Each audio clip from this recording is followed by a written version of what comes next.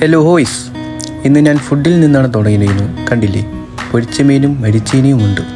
അപ്പോൾ ഇന്നത്തെ ജോലി എന്ന് പറഞ്ഞാൽ നാളെ സുരേഷ് ഗോപിയേട്ടൻ വരുന്നുണ്ട്. അപ്പോൾ അവർ ഇവിടെ ഈ തൈ വിടുന്നുണ്ട്. അപ്പോൾ ആ തൈ ഇടാൻ വേണ്ടി കുഴി കൊണ്ടുവരുന്നു. പിന്നീട് അത് കഴിഞ്ഞിട്ട് നേരെ ഞാൻ കിച്ചണിലോട്ട് കയറി. കിച്ചണിൽ കിടന്ന് ഞാൻ വിളമ്പായിരുന്നു എൻ്റെ പണി.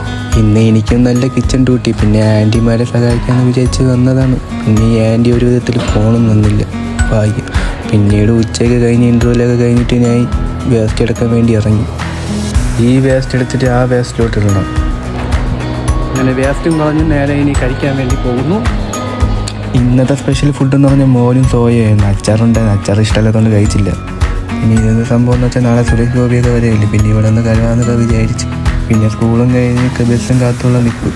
ബസ് വന്നു.